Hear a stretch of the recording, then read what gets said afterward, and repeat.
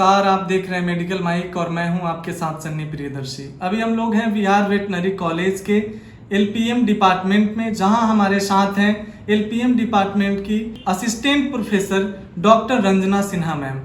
और आज हम लोग रंजना सिन्हा मैम से जानेंगे कि जो गाय और भैंस के बछड़े हैं, जो नवजात शिशु हैं, उनमें जो है जन्म से लेकर 6 माह के बीच में मोर्टेलिटी मरने की संख्या काफ़ी देखी जाती है, जबकि भारत दूध उत्पादन में नंबर 1 स्थान रखता है। तो ऐसे में भारत में जो है ये बच्चों का इतना मृत्यु दर क्यों है? तो बहुत बहुत स्वागत है रंजना मैम आपका मेडिकल माइक में। एक्चुअली मृत्यु दर के कारण है कि इसमें काफ और डायरिया और निमोनिया का चांस बहुत ज़्यादा रहता है, इसीलिए हमें बछड़ों बछड़ियों में प्रॉपर केयर और मैनेजमेंट की आवश्यकता है। अच्छे से प्रबंधन करेंगे तो उसका मृत्यु दर हम कम कर सकते हैं। जन्म के तुरंत बाद ही उसके म्यूकस और मुंह और नाक एवं मुंह से म्यूकस को हटा लेना चाहिए, जिससे कि वो खुली सांस ले सके। अगर उसके बाद भी सांस नहीं लेता है तो उसे हम उसके लंग्स को हम प्रेस कर सके, उसके छाती को उसमें, ताकि हम आर्टिफिशियल रेस्पिरेशन प्रोड्यूस कर सके। और उसके बाद भी नहीं होता है तो उसे हम पिछले पैरों से लेके हैंग कर सकते हैं, उसे टांग सकते हैं, जिसके कारण कि वो श्वास उसमें सांस आ जाती है। जन्म के आधे घंटे के अंदर हमें उसका कोलेस्ट्रॉल फीडिंग करना चाहिए, जो कि कोलेस्ट्रॉल व good source of the protein और एनर्जी, और ये इम्यूनोग्लोबुलिन का सोर्स है, जो कि इम्यूनोग्लोबुलिन जो है वो हमें रोग प्रतिरोधक क्षमता को बढ़ाने में मदद करता है। और उसके बाद हमें प्रॉपर डिवार्मिंग करना चाहिए, प्रॉपर वैक्सीनेशन करना चाहिए, और गुड क्वालिटी ऑफ हे और उसका सूखी घास और रफेज देना चाहिए, जिससे कि रूमेन का डेवलपमेंट हो सके। 3 माह के बाद हम वैक्सीनेशन स्टार्ट कर देते हैं। एफएमडी का वैक्सीनेशन 3 माह के बाद स्टार्ट करते हैं, और ट्वाइस इन साल में 2 बार देते हैं। और ये HSBQ का वैक्सीनेशन भी 4 माह के बाद स्टार्ट कर देते हैं, साल में 1 बार देते हैं। ब्रुसेला का वैक्सीन जो होता है 4 से 8 महीने के केवल बछड़ियों में लगता है, फीमेल काफ में लगता है, और लाइफ में 1 ही बार लगता है। अब वो लाइफ लॉन्ग इम्यूनिटी प्रोवाइड करता है, जिससे कि ब्रुसेलोसिस होने का चांसेस कम जाते हैं। और उसके बाड़े पे हमें ध्यान देना चाहिए। बाड़े में नियमतः बीच बीच के इंटरवल पे हमें चूने और ब्लीचिंग पाउडर का छिड़काव करना चाहिए, जिससे कि संक्रमण को बचा सके। और स्ट्रेस मैनेजमेंट पे भी ध्यान देना चाहिए। जो हीट स्ट्रेस और कोल्ड स्ट्रेस होता है, कोल्ड स्ट्रेस में हम उसे नीचे में बेडिंग मटेरियल प्रोवाइड कर, जैसे स्ट्रॉ हो गया, पुआल हो गया, ये सब हुआ बेडिंग मटेरियल, जो कि नीचे से गर्मी प्रोवाइड करे। अब बीच में उसको हमें इंटरवल पे हटा देना चाहिए, रिप्लेस करते रहना चाहिए, और उसमें ब्लीचिंग पाउडर और चूने का छिड़काव करना चाहिए। और अगर कुछ वैसा है तो आपका जो भी खिड़की दरवाजे उसको बंद कर देना चाहिए, जिससे कि हमारा सर्द हवा जो है अंदर ना प्रवेश कर सके। और कुछ वैसा रूम हीटर या कुछ है बल्ब लगा देना चाहिए, जो कि हीटिंग का सोर्स हो, वैसा जो कि हमें थोड़ा उसके बाड़े को हीट कर सके। गर्मियों में हम हीट स्ट्रेस से कैसे बचा सकते हैं, तो उसमें स्प्रिंकलर या फॉगर यूज कर सकते हैं, फॉगर विथ फैन यूज कर सकते हैं। उसमें क्या होता है कि फॉगर विथ फैन यूज करने में होता है कि नीचे का आपका ज़मीन का वेट नहीं होगा, गीला नहीं होगा, लेकिन आपका इन्वायरमेंट को कूल रखेगा। तो उससे जो होता है बछड़े का ग्रोथ अच्छा होता है, और वो खुली मतलब कि रिलैक्स महसूस करता है। उसका बिहेवियर पे हम नोटिस कर सकते हैं, उसका बिहेवियर देखेंगे कि उस समय उसका बिहेवियर में कुछ चेंजेज आ रहा है। अगर और स्ट्रेस में जाता है तो बिहेवियर अलग शो करता है, लेकिन नॉर्मल इन्वायरमेंट में तो वो बिहेवियर अलग शो करता है। अगर नॉर्मल बिहेवियर शो करेगा, कंफर्ट रहेगा एनिमल, तो उसका ग्रोथ और विकास अच्छे से होगा।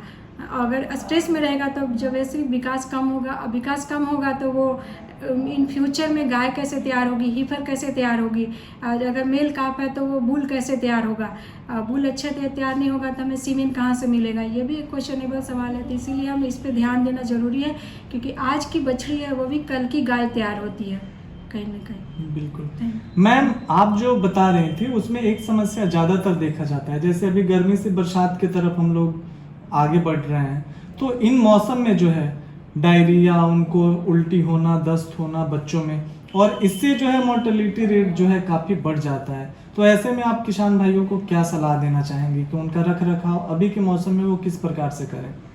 हाँ, रख रखाव भी अच्छे से करना चाहिए। उससे ज़्यादा है कि उसका खान पान पे ध्यान देना चाहिए, क्योंकि खान पान से डायरिया का चांसेस बहुत ज़्यादा है। बहुत ज़्यादा कंसनट्रेट भी नहीं दे देना चाहिए, जिससे कि डायरिया बढ़ जाए। तो उसी लिए उचित भोजन, एक नियमता फॉर्मुलेटेड भोजन, जो काफ स्टार्टर देते हैं उसमें प्रोटीन का मात्रा कितना है, एनर्जी की मात्रा कितना है, हमें कितना उसको ग्रीन चारा चाहिए, कितना सूखा चारा चाहिए, एक प्रॉपर फॉर्मुलेटेड TMR, जिसको टोटल मिक्स राशन कहते हैं, TMR हम दें तो उससे ना तो काफ स्टार्टर का जो काफ स्कोर होता है, जो डायरिया होता है, वो चांसेस घट जाता है। इसीलिए हम टोटल मिक्स राशन देते हैं।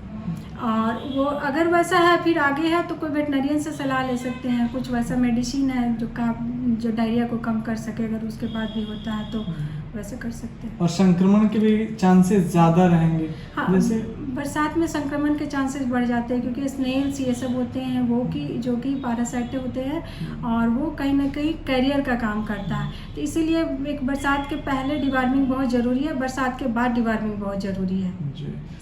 और ये खाना का जो है वो अगर उसको हम लोग लिमिटेशन से नहीं देते हैं, उन्हें किस प्रकार से देना चाहिए, अगर उसकी सही जानकारी नहीं रखते हैं तो उनके चलते भी पेट में जो है उनके कीड़े हो जाते हैं, जिसके चलते भी वो बीमार पड़ते हैं और उनकी डेथ हो जाती है। जैसे काफ स्टार्टर, उसमें क्या हो गया, काफ स्टार्टर है जिसमें प्रोटीन कितना होना चाहिए, प्रोटीन हमें 20 से 22% होना चाहिए काफ स्टार्टर में। और एनर्जी कितना होना चाहिए, जो टोटल डाइजेस्टिबल एनर्जी होता है वो होना चाहिए 75%, 70 से 75%। इसका फॉर्मुलेट कोई न्यूट्रिशियस से करवा लेना चाहिए। जो आप फीड दे रहा है, फार्मर हम यही कहेंगे जो फीड दे रहा है, वो लोग तो मकई दे रहा है तो मकई दे रहा है, वैसा नहीं होता है। फीड को फॉर्मुलेट कर सकते हैं, प्रॉपर मात्रा में हम मिला सकते हैं। उसमें मेज का सोर्स कितना है, व्हीट ब्रांड का सोर्स कितना है, पॉलिश राइस कितना है, अगर चुन्नी उसमें दे रहे हैं तो कितना दे रहे हैं, सबको एक फॉर्मुलेशन है। मिनरल मिक्सचर कितना दे रहे हैं, उसके साथ नमक दे रहे हैं कि नहीं दे रहे हैं, नमक भी बहुत ज़रूरी है बच्चों को विकास के लिए।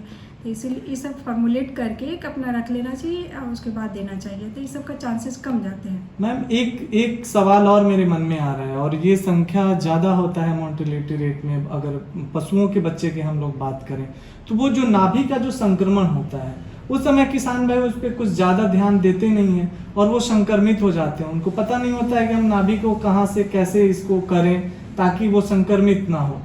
और इसी के चलते यही वजह है कि जन्म से लेकर 6 माह तक के जो बछड़े हैं उनमें जो है मृत्यु दर सबसे ज्यादा देखी जा रही है। तो इसके लिए आप किसान भाइयों को क्या कहना चाहेंगे? हम ये कहेंगे कि नेवल इल और ज्वाइंट इल दोनों है एक ही चीज़। इसमें क्या होता है, नेवल इल इसीलिए कहा जाता है कि नेवल से उसका जो होता है सोर्स होता है, ये संक्रमण का सोर्स होता है, नाभि के से होते होते धीरे धीरे उसके बॉडी में फैल जाता है। और ये ज्वाइंट इल इसलिए कहते हैं कि धीरे धीरे जहाँ जहाँ उसका हर ज्वाइंट पे वो बैक्टीरिया का ग्रोथ होता है, वो अकोमुलेट कर जाता है, वहाँ पस फॉर्मेशन होता है। इससे जो होता है बच्चों में डेथ भी हो सकता है। इसीलिए इसका इलाज बहुत ज़रूरी है। नाभि को हम किस तरह से लाइगेट करें, पहले उसको लाइगेट करना है हमें, 2 से 3 सेंटीमीटर को छोड़ के लाइगेट करें, उसके बाद 1 सेंटीमीटर छोड़ के उसको कट करें, फिर टिंचर आयोडीन का लेप लगा ताकि हमें संक्रमण फैले नहीं। फिर धीरे धीरे वो सूख के गिर जाएगा, उसके बाद उससे संक्रमण नहीं होगा, तो नेवल इल ज्वाइंट इल का केस नहीं मिलेगा। बहुत बहुत धन्यवाद मैम मेडिकल माइक में जुड़ने के लिए और इतनी ज्ञानवर्धक जानकारी देने के लिए।